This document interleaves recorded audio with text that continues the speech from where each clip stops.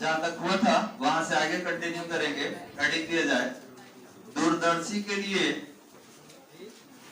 Heading देंगे जहां तक हुआ था वहां से आगे वाला। दूरदर्शी के लिए, दूरदर्शी के लिए विभेदन क्षमता, हेडिंग देंगे दूरदर्शी के लिए विभेदन क्षमता, हेडिंग देंगे बालक दूरदर्शी के लिए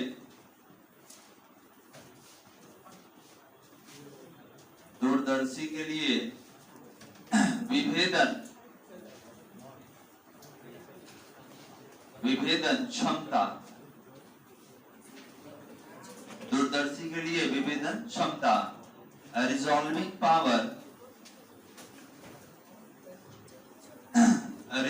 power of telescope, resolving power of telescope, दूरदर्शी के लिए विभेदन क्षमता, हेडिंग दिया जाए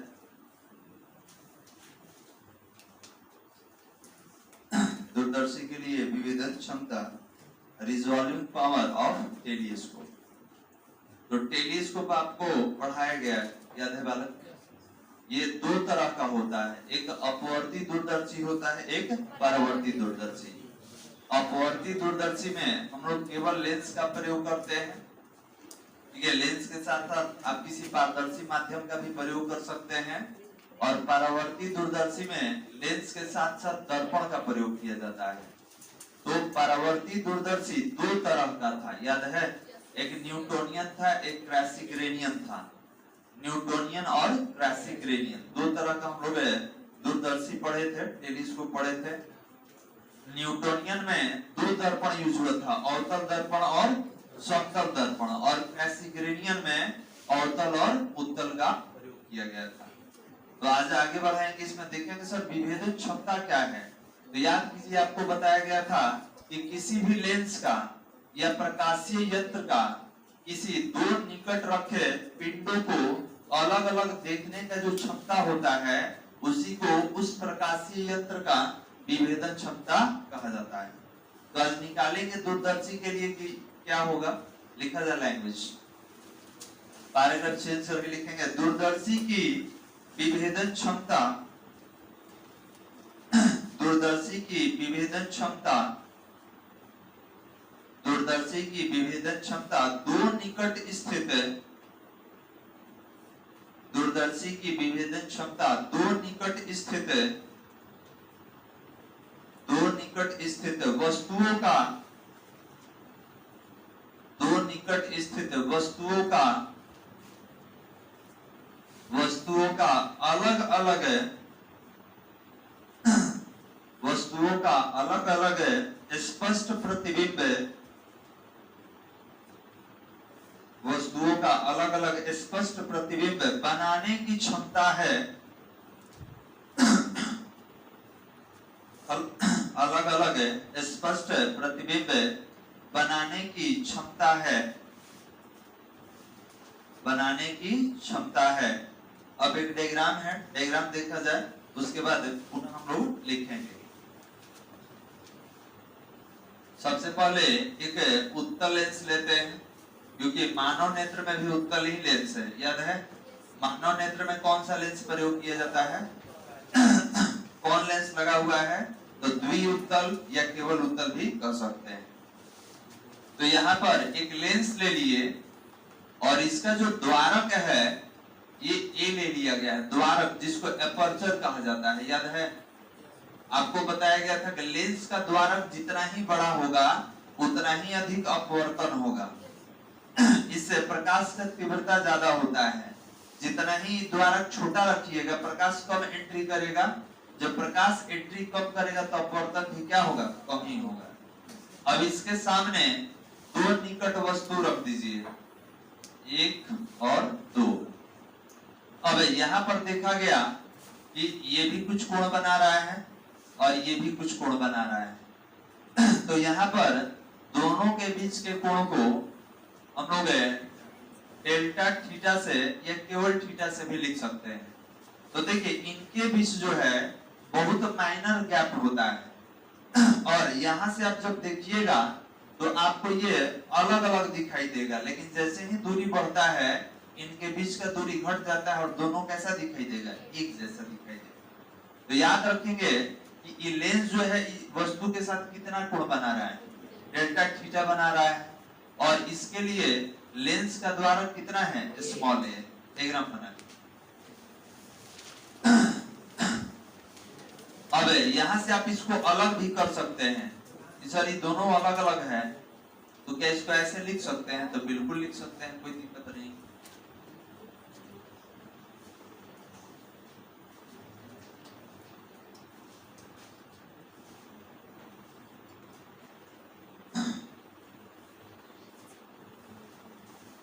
इसको थोड़ा सा बोल्ड कर दे रहे हैं।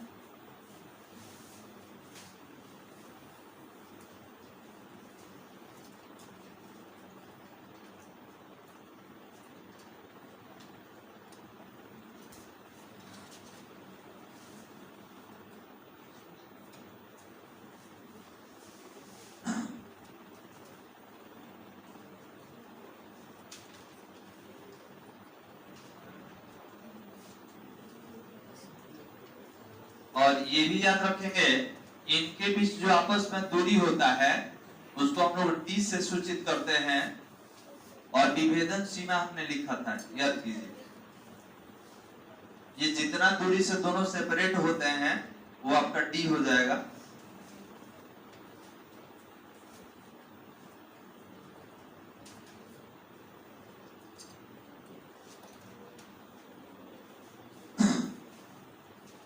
डायग्राम बन गया। डायग्राम के नीचे लिखा जाए दूरदर्शी के विभेदन सीमा को, दूरदर्शी के विभेदन सीमा को दो निकट स्थित, दूरदर्शी के विभेदन सीमा को दो निकट स्थित वस्तुओं द्वारा, दो निकट स्थित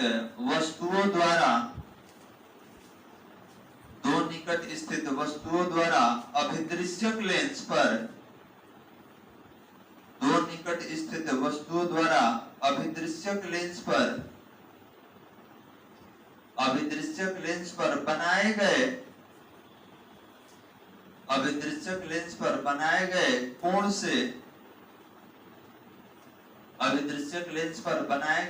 से मापा जाता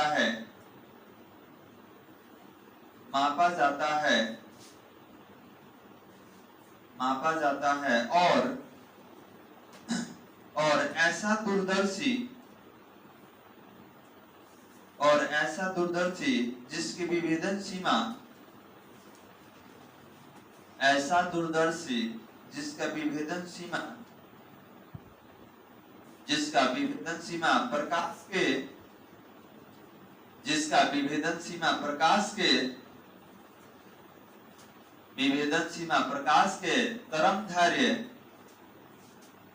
प्रकाश के तरंगदैर्घ्य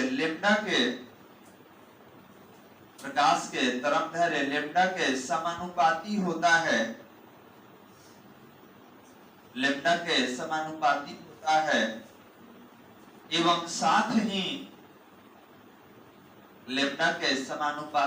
है, एवं साथ ही द्वारक, लेंस के द्वारक लिख लेंगे, एवं साथ ही लेंस के द्वारक एक व्युत्क्रमानुपाती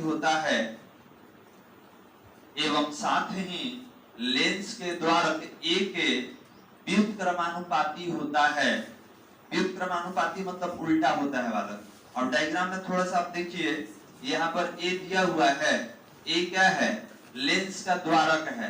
द्वारक मतलब क्या होता है, तो आप कह सकते हैं कि द्वारक सर द्वार से ही बना हुआ है, तो जितना बड़ा गेट रहेगा उतना ही अधिक मात्रा में प्रकाश अंदर आ सकेगा। हो गया, लैंग्वेज लिख लिए। पैराग्राफ चेंज करके लिखा जाए, पैराग्राफ चेंज करके लिखेंगे, अतः आता है दूरदर्शी की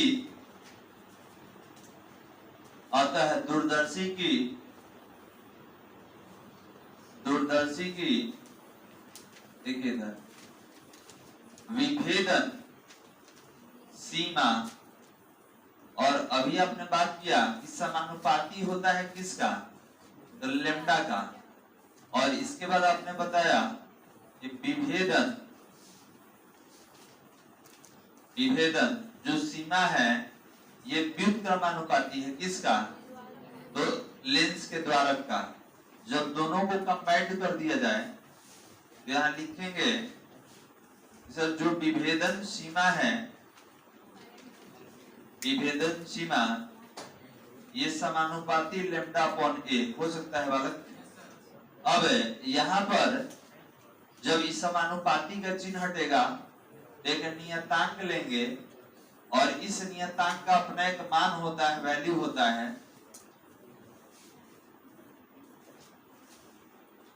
एक नियतांक लेंगे और ये होगा आपका 1.22 इंटू लेम्डा अपॉन ए। ये समीकरण नंबर हो जाएगा 1। तो आप यहां से पहले लिख लीजिए, उसके बाद नियतांक पर हम बात करेंगे सर ये 1.22 क्या है। ठीक है, तो यहां से लिखिए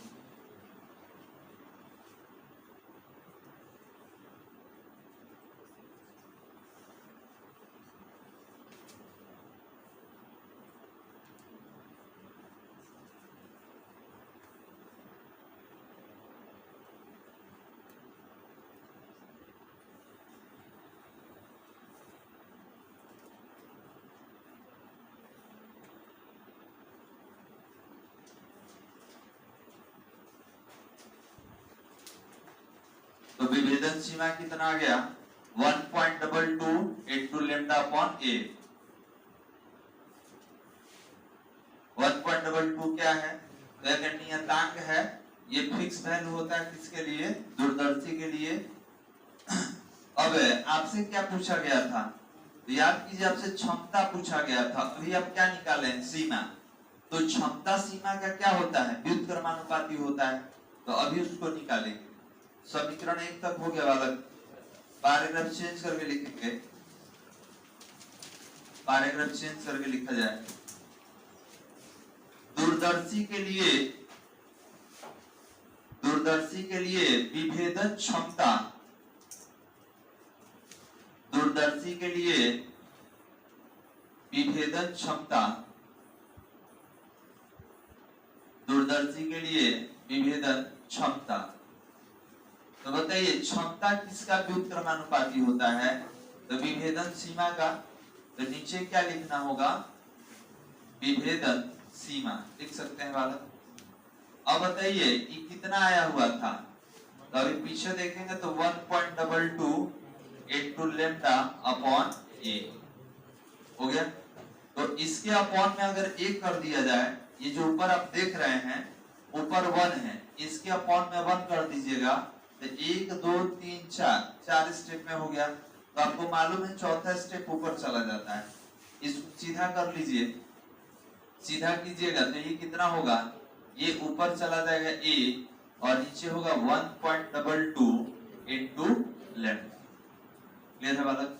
तो यहाँ पर हमको सूत्र क्या मिला, तो हमको सूत्र मिला कि विभेदन क्षमता equal to a upon 1.22 into lambda.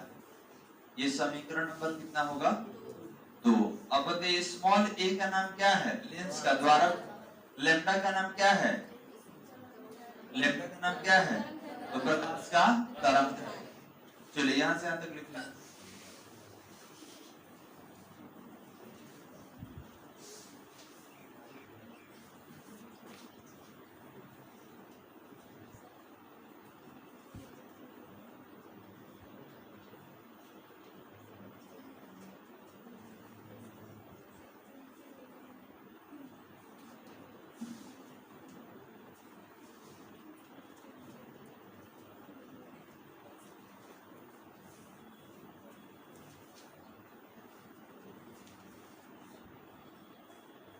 Objective में बहुत बार ये पूछा जाता है, ऑब्जेक्टिव के लिए ज्यादा याद रखेंगे। Resolving power, resolving limit.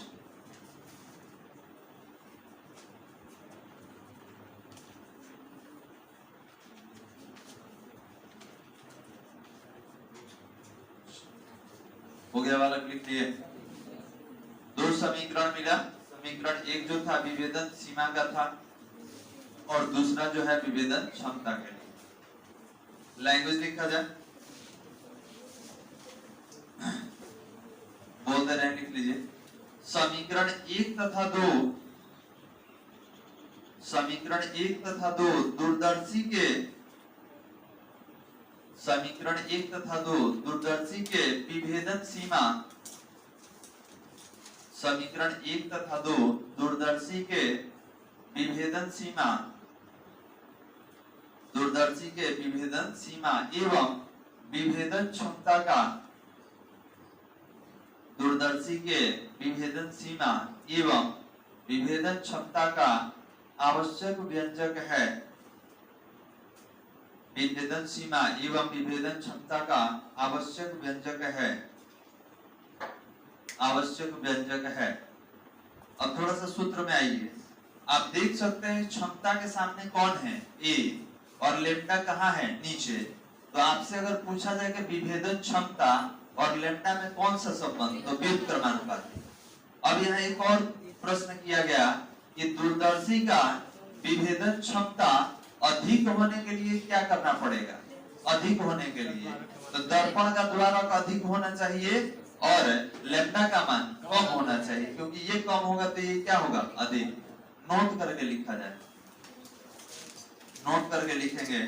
दूरदर्शी के विभेदन क्षमता को, नोट करके लिखा जाए, दूरदर्शी के विभेदन क्षमता को, दूरदर्शी के विभेदन क्षमता को अधिक होने के लिए, दूरदर्शी के विभेदन क्षमता को अधिक होने के लिए, और डैश दे दीजिए, अधिक होने के लिए डैश दे देंगे और ए नंबर में लिखेंगे, स्मॉल ए देकर लिखिएगा। वस्तु लेंस का द्वारक, ए नंबर में लिखेंगे वस्तु लेंस का द्वारक, वस्तु लेंस का द्वारक, ब्रैकेट में स्मॉल ए लिख लीजिएगा, क्योंकि डायग्राम में द्वारक को कैसे लिखे थे, ए से। वस्तु लेंस का द्वारक ब्रैकेट में स्मॉल ए का मान, द्वारक ब्रैकेट में स्मॉल ए का मान अधिक होना चाहिए, अधिक होना चाहिए, अधिक होना चाहिए। और बी नंबर में लिखेंगे लेम्डा का मान, बी नंबर में लिखेंगे लेम्डा का मान कम होना चाहिए, लेम्डा का मान कम होना चाहिए। कारण क्या है, ये व्युत्क्रमानुपाती का संबंध है, लेम्डा कम होगा तो क्षमता क्या हो जाएगा, ज्यादा हो जाएगा। हो गया। इसको जो नोट लिखवाए हैं, ये जो फॉर्मूला है आप ऑब्जेक्टिव के लिए याद रखें, ठीक है। सब्जेक्टिव में अगर आता भी है तो लघु उत्तरीय प्रश्न में रहेगा, नहीं तो ऑब्जेक्टिव। आगे हेडिंग देंगे, सूक्ष्मदर्शी का विभेदन क्षमता। ये जो निकाले किसके लिए था, दूरदर्शी के लिए, अभी निकालेंगे सूक्ष्मदर्शी के लिए। हेडिंग दिया जाए सूक्ष्मदर्शी का, सूक्ष्मदर्शी का विभेदन क्षमता,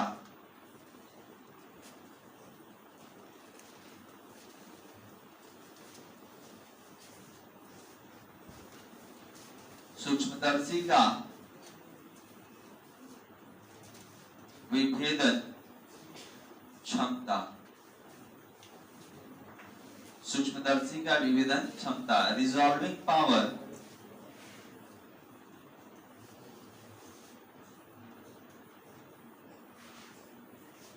resolving power of microscope, resolving power of microscope. तो आपको माइक्रोस्कोप के बारे में बताया गया था कि माइक्रो मतलब सूक्ष्म होता है, स्कोप मतलब देखने वाला यंत्र। तो सूक्ष्म वस्तुओं को देखने वाला यंत्र क्या कहलाएगा, माइक्रोस्कोप सूक्ष्मदर्शी। अब इसका निकालना क्या है, विभेदन क्षमता। तो इसमें भी पहले सीमा निकालेंगे। सबसे पहले परिभाषा लिखा जाए, परिभाषित करेंगे, उसके बाद डायग्राम और फॉर्मूले पे आएंगे। तो लिखा जाए किसी सूक्ष्मदर्शी की विभेदन सीमा, किसी सूक्ष्मदर्शी की विभेदन सीमा, किसी सूक्ष्मदर्शी की विभेदन सीमा उन दो बिंदुवत वस्तुओं के बीच की, किसी सूक्ष्मदर्शी की विभेदन सीमा उन दो बिंदुवत वस्तुओं के बीच की न्यूनतम दूरी से, उन दो बिंदुवत वस्तुओं के बीच की न्यूनतम दूरी से मापा जाता है, बीच की न्यूनतम दूरी से मापा जाता है, बीच की न्यूनतम दूरी से मापा जाता है, जिससे प्रतिबिंब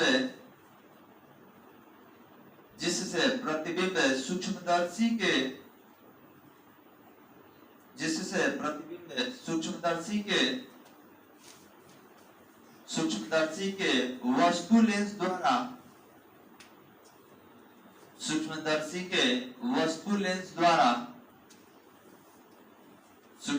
के वस्तु लेंस द्वारा अलग दिखाई देता है,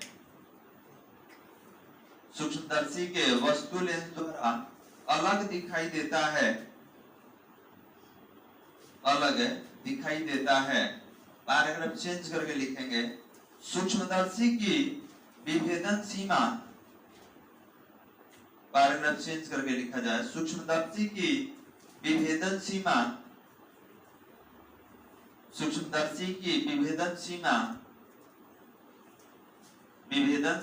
प्रकाश के तरंग दैर्घ्य के समानुपाती होता है, प्रकाश के तरंग दैर्घ्य के समानुपाती होता है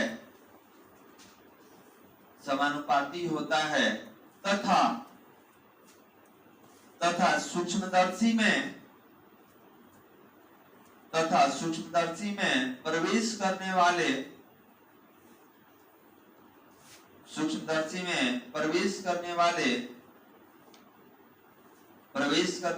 शंकु के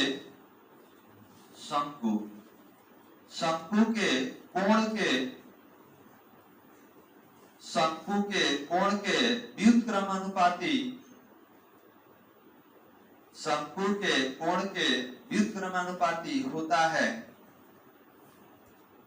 शंकु के कोण के व्युत्क्रमानुपाती होता है। हो गया वाला। अब इसमें भी वही डायग्राम होगा, थोड़ा सा अंतर होगा। यहां भी सबसे पहले एक उत्तल लेंस ले लिया जाए और इसके सामने हम दो वस्तु रख रहे हैं।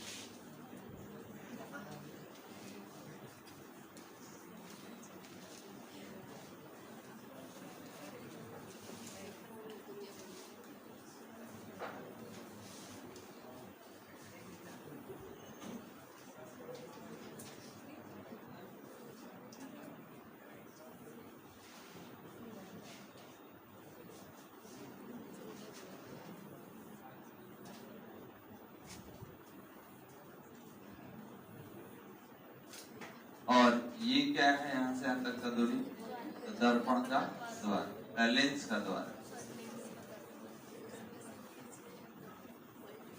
अपर्चर हो जाएगा। ये कितना दूरी पर है, दोनों ये दूरी पर है। अब यहाँ पर जो कोण है थोड़ा सा अलग अलग लेंगे, जैसे ये जो है ये थीटा कोण और यहाँ भी ये जो बनेगा थीटा। तो अब बताइए अगर टोटल लिया जाए, इसको अगर सीधा कीजिएगा तो कुछ शंकु के तरीके का होता है, तो ये थीटा और ये थीटा कितना हो गया, रूट थीटा। डायग्राम बना लीजिए, डायग्राम के नीचे लिखना होगा। तो आप इसको डी लिख सकते हैं, डेल्टा डी भी लिखा जाता है, ठीक है। दोनों के बीच का जो अलगाव होता है इसको डी से या डेल्टा डी से भी सूचित करते हैं, डी या डेल्टा डी। ऐसे उधर डेल्टा थीटा लिखे थे, उसी तरीके से, क्योंकि डेल्टा परिवर्तन को दर्शाता है। डेल्टा कहीं भी यूज किया जा सकता है जहां पे आपको परिवर्तन दिखाई दे।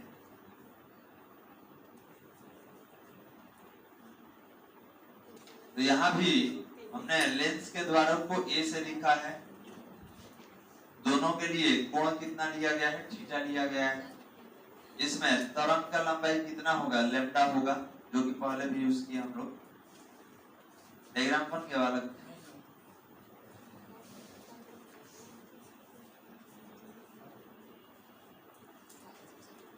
लिखेंगे डायग्राम के नीचे।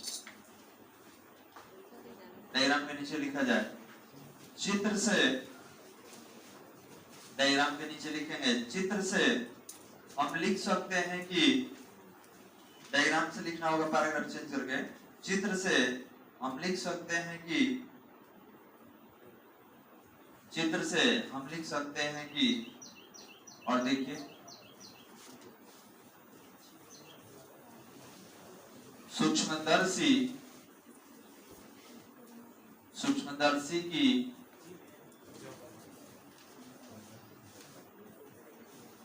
विभेदन सीमा, पैराग्राफ चेंज करके लिखना होगा, विभेदन सीमा ये समानुपाती हो गया लैम्डा और व्युत्क्रमानुपाती हो गया 2 थीटा। अभी देखिए डायग्राम में थीटा ऊपर था, थीटा नीचे था। अगर दोनों को एक साथ लिया जाए तो कितना हो जाएगा, थीटा थीटा 2 थीटा। क्लियर है वाला? अब यहाँ पर आप बोल सकते हैं कि सर थीटा का मान बहुत छोटा है। जब थीटा का मान बहुत छोटा होता है तो आप इसके साथ साइन, कॉस, टैन कुछ भी यूज कर सकते हैं। अभी पीछे पढ़े थे तो साइन हटा भी रहे थे लगभग बराबर का चिन्ह देकर, और यहाँ साइन लेके आएंगे हम। तो पहले इसको लिख लीजिए, इसके नीचे कुछ बोलने वाले हैं।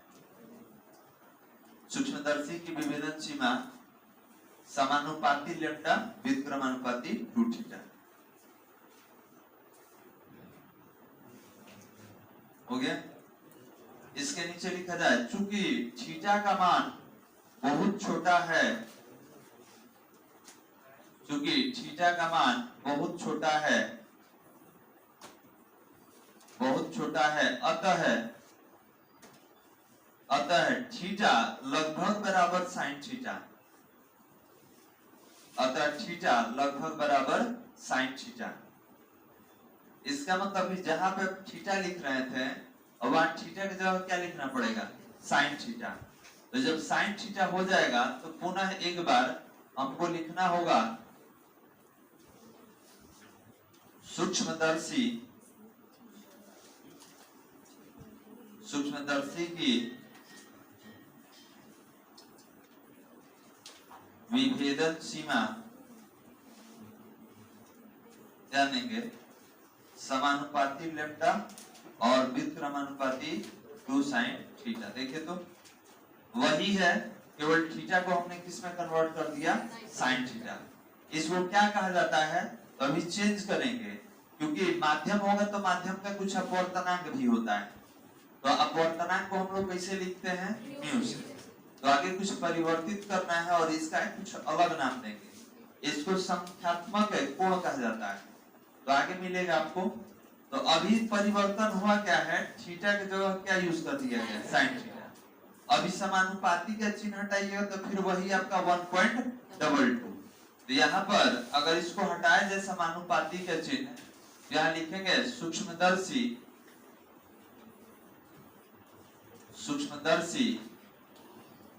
की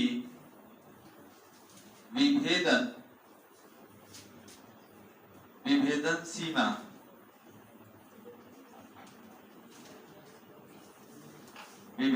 सीमा तो अब ये कितना होगा, बराबर का चिन्ह दे दिए 1.22 इंटू लैम्डा और नीचे कितना 2 साइन थीटा। इसको समीकरण नंबर कितना दिया जाए? 1। देखें इसे यहां से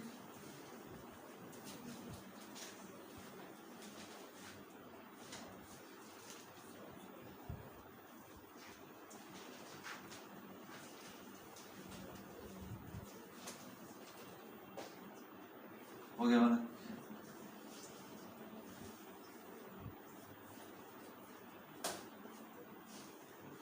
चले ये आपका चैप्टर खत्म हो जाएगा, ठीक है। और 12 तारीख से हम लोग चैप्टर 1 से शुरू करेंगे, ठीक है। 12 क्योंकि 12 तारीख तक सबका लगभग टेस्ट कंप्लीट हो रहा है। चलिए अभी ज्यादा इस पर बात नहीं करेंगे क्योंकि टेस्ट बहुत दिन से चल रहा है और बैच आप देख रहे हैं कि ऑलरेडी बंद चल रहा है। एक ही बैच ले रहे हैं हम लोग, ठीक है। अब पूरा 1 महीना चलेगा तो कहेंगे सर 1 महीना बंद कर दो, ठीक है, फिर हो जाएगा प्रॉब्लम। चलिए आगे बढ़ाते हैं स्लाइड को।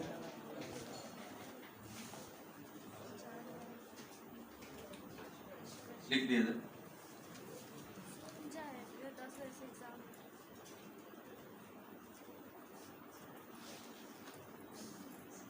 और जिनका टेस्ट वगैरह है जा सकते हैं, कॉलेज वगैरह में टेस्ट है तो आप जा सकते हैं वाले।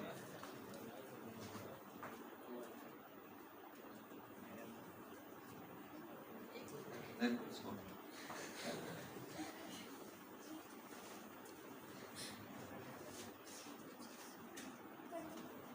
बता देंगे हम जा चल हो गया बालक। लिखेंगे इसके नीचे यदि वस्तु तथा अभिदृश्यक लेंस के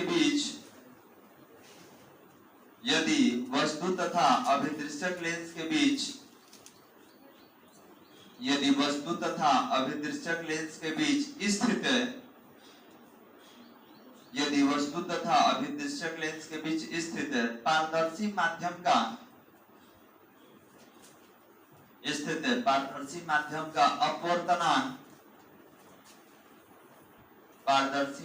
का अपवर्तनांक म्यू हो तो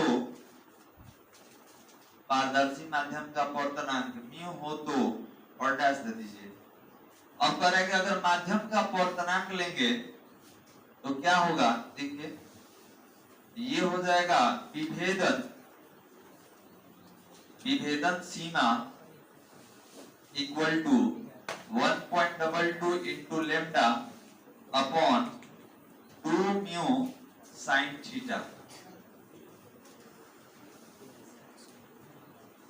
समीकरण 2 लिख लेंगे।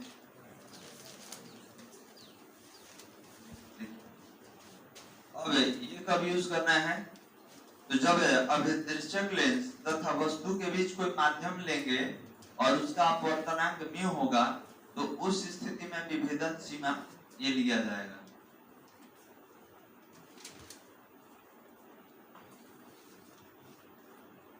अब यहाँ पर विभेदन सीमा निकल चुका है, अब विभेदन क्षमता निकालेंगे। तो क्षमता क्या होता है? इसका उल्टा होता है। समीकरण 2 तक लिख लीजिए। हो गया वाला। पैराग्राफ चेंज करके लिखेंगे अतः सूक्ष्मदर्शी का विभेदन क्षमता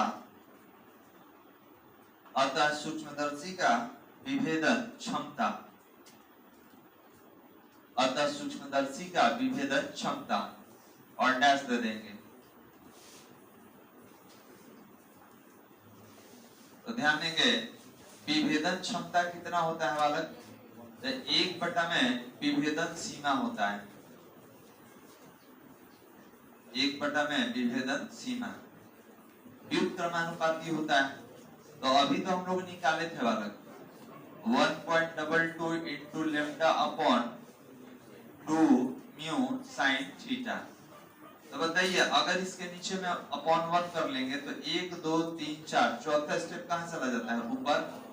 ये हो जाएगा 2 mu sin theta upon 1.22 into lambda। अभी दोनों को एक साथ रख लीजिए तो यहाँ पर विभेदन क्षमता यह हो जाएगा 2 mu sine theta upon 1.22 into lambda. समीकरण नंबर पीछे कितना था? 2 था, ये हो जाएगा एक लाइन और यहाँ से समीकरण 3।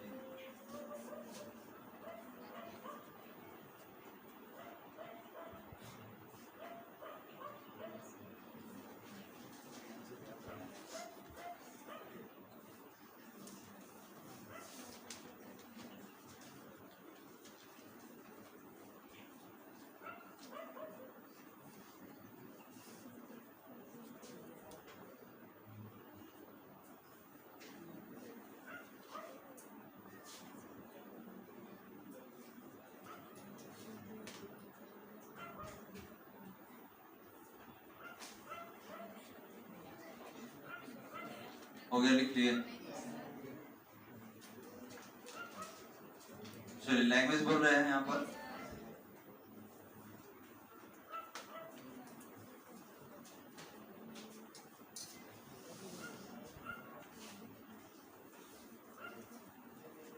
समीकरण 2 तथा 3,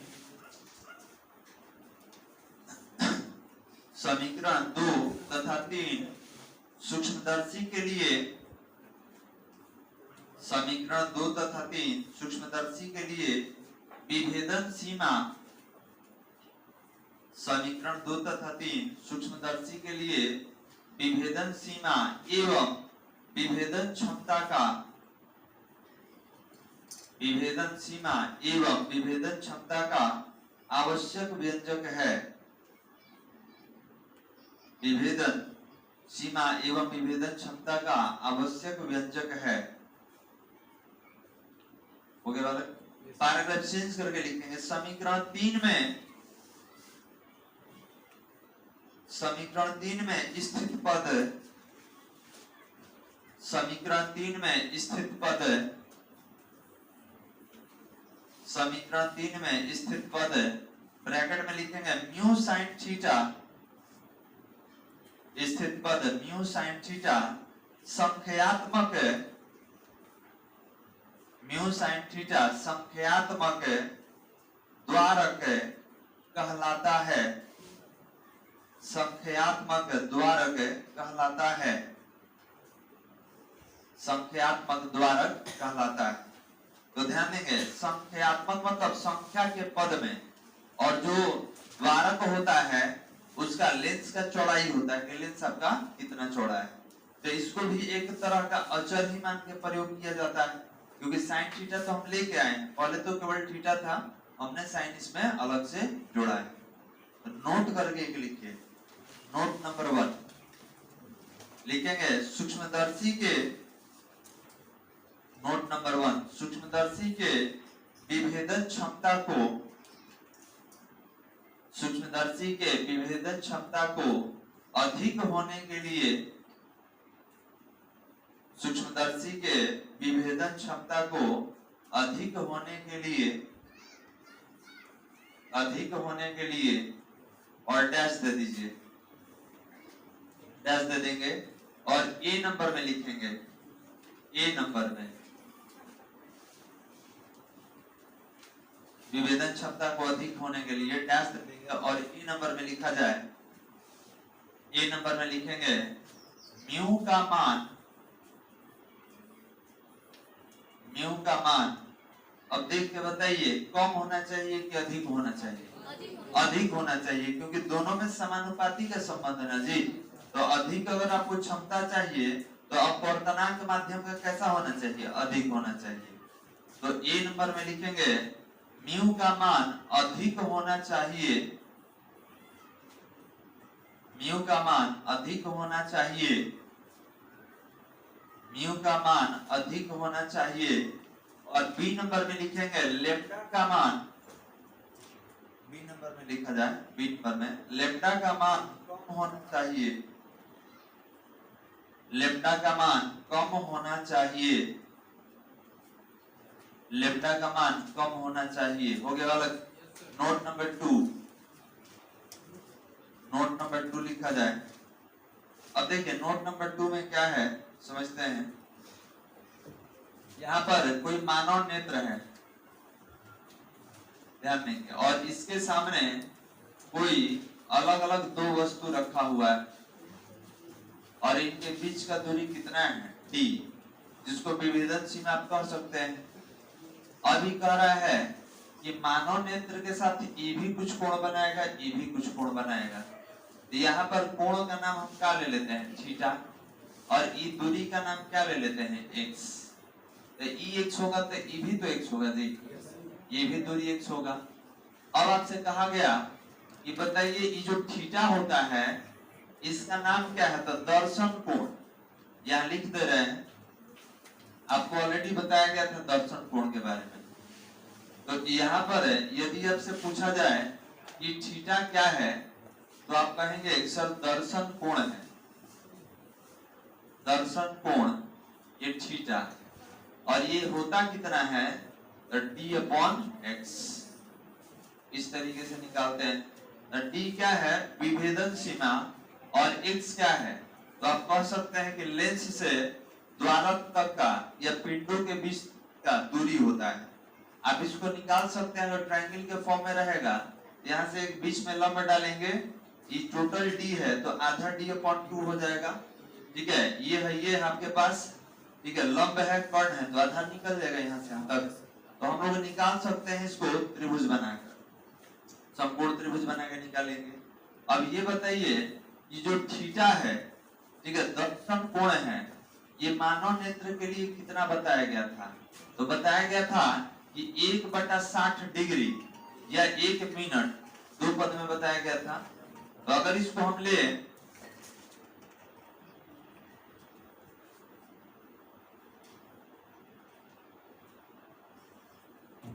अगर इसको लिखना हो डिग्री के पद में तो ये कितना होगा 1/60 डिग्री, और मिनट के पद में 1 मिनट। ठीक है, एक डैश रहेगा तो मिनट, डबल डैश रहेगा तो सेकंड। ये आप लिख भी सकते हैं कि सर 1 मिनट हो सकता है, तो बिल्कुल डायग्राम बनाकर और इन दोनों को लिखें। डायग्राम पहले बना लीजिए और इसके बाद लिखेंगे। और यहाँ पर एक और नोट लिखवाया जाएगा कि किसी भी पिंड को अलग अलग देखने के लिए दर्शन कोण 1/60 डिग्री से क्या होना चाहिए, अधिक होना चाहिए।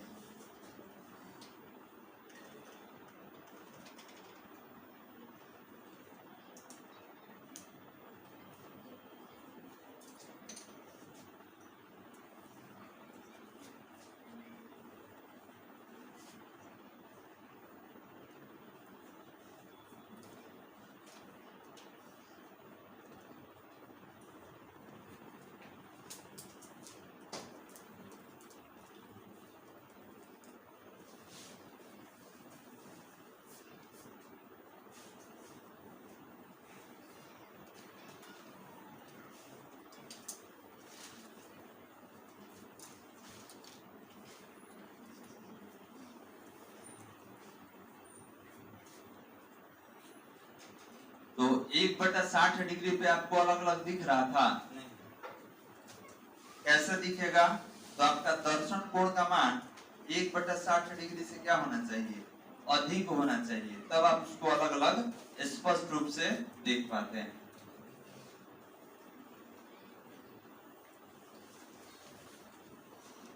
हो गया बालक। चलिए इसके नीचे एक लाइन लिख के समाप्त कीजिए।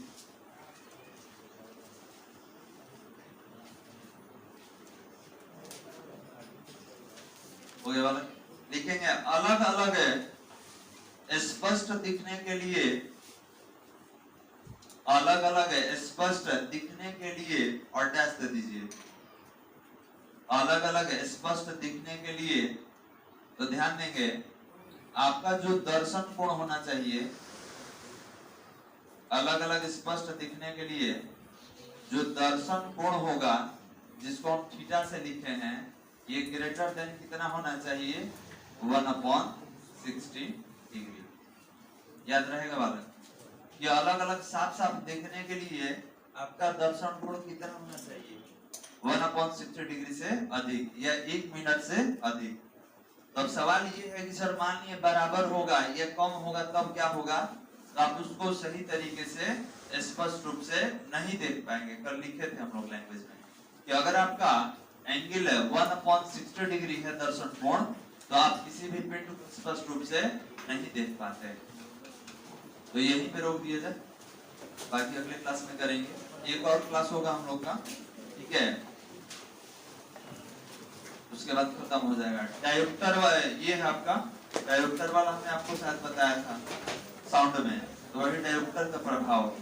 क्लोज कर दो बात।